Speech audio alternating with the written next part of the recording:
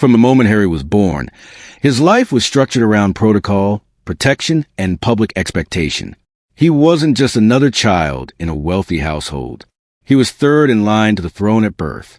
That position comes with layers of privilege, but also layers of restriction. Royal children grow up differently, daily schedules are tightly managed.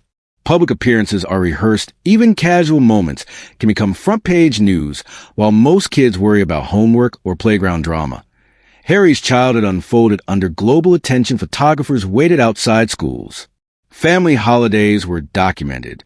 Every outfit, every expression, every misstep could become international news financially.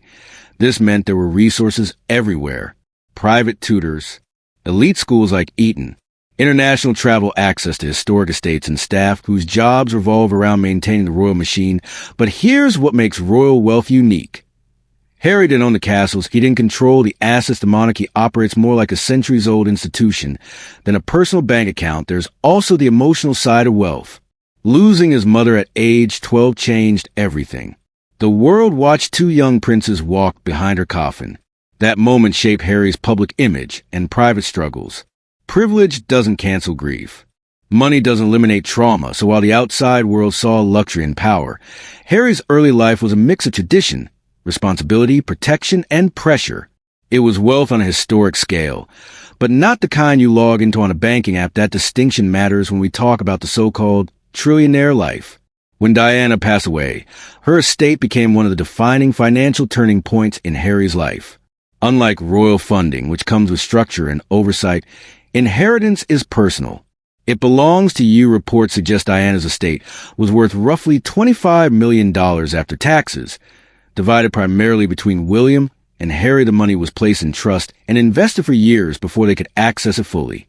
By the time Harry received his share in his 30s, it had grown significantly due to investment returns. That inheritance wasn't just money, it was freedom. It meant Harry had independent resources, separate from the crown. He wasn't fully dependent on royal allocations. He had options. It's also important to understand the symbolism. Diana was one of the most beloved figures in modern history. Her legacy carried emotional weight. Harry has often spoken about feeling protective of that legacy. The financial inheritance became tied to something deeper, continuing her work, honoring her values, especially around mental health and humanitarian efforts. Financial security changes decision-making. If you know you have millions invested, you can take risks others might avoid. You can step away from institutional roles. You can relocate across the world. But even $15 or $20 million, while massive to most people, doesn't create trillionaire-level wealth. It creates comfort. It creates leverage. It creates breathing room. Harry's inheritance was the bridge between being a supported royal and becoming an independent global figure. It didn't make him untouchable financially, but it gave him a strong foundation when everything else began to shift before 2020. Harry's lifestyle was largely structured through royal systems that most people never see behind the scenes. There's a full administrative infrastructure behind every working royal staff. Manage schedules months in advance. Security teams coordinate with government's travel arrangements are planned with precision. Clothing for public appearances is chosen strategically. Speeches are drafted and reviewed. Much of this was funded through the Duchy of Cornwall when Charles was Prince of Wales. The duchy generates income from land, commercial properties, and agricultural holdings. It's not taxpayer money in the direct sense, but it supports official duties tied to monarchy. Harry and Meghan's official expenses, including staff salaries and certain travel costs, were covered through this structure. Their home renovations at Frogmore Cottage were initially funded by public money, which later became a point of controversy and repayment. The key detail here is that this wasn't personal wealth flowing into Harry's private account. It was operational funding attached to a role. If you step out of the role, the funding stops, and that's exactly what happened. Living inside that structure feels unlimited. Flights are arranged. Protection is guaranteed. Logistics are handled. But it's a system built on duty and hierarchy. When Harry chose to step back, he wasn't just leaving a title. He was leaving a financial ecosystem that had supported him his entire life. That decision changed everything about how money flowed in and out of his world. The decision to step back from senior royal duties wasn't only emotional or political, it was financial. When Harry and Meghan announced their transition, they made it clear they wanted independence. That word sounds simple.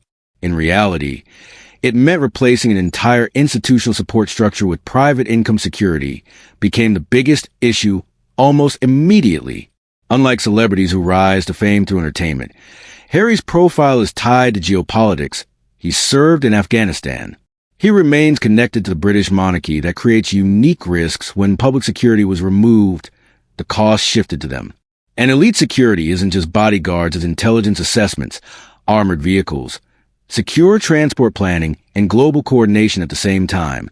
They needed long-term income streams. One book deal isn't enough.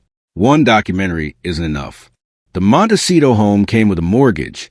Property taxes in California are substantial. Staff salaries add up quickly. This period marked Harry's transition from supported royal to entrepreneurial public figure. That shift is massive. It requires negotiation skills, business managers, legal teams, and strategic branding. It also exposes you to criticism. Royal funding came with public scrutiny. But private earnings bring a different kind of debate. Was a move risky? Absolutely.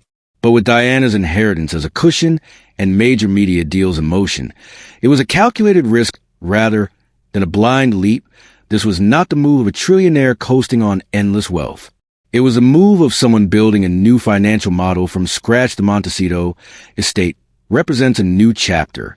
It's not a palace passed down through centuries. It's a purchased property with mortgage, property taxes, maintenance costs, and market value. The home spans several acres and offers privacy that's essential for someone with Harry's level of recognition. High hedges, gated access, and layered security systems aren't luxuries in this case. They're protective necessities. Montecito itself is known for understated wealth. It's not flashy like Beverly Hills. It's quiet, coastal, and discreet. Celebrities choose it for space and privacy in that sense. Harry's choice fits the pattern of someone prioritizing family life over spectacle inside. Reports describe high ceilings, large windows, and expansive outdoor areas. It's designed for comfort and seclusion. There's space for children to play without cameras nearby. That's a major shift from palace life, where grounds are historic but rarely fully private financially. A $14 million property sounds extreme, but in ultra-wealthy California markets, it's aligned with high-end celebrity standards. It signals wealth, yes, but not billionaire. But not billionaire dominance. The Montecito lifestyle looks glamorous in photos. Sunlight, palm trees, ocean air.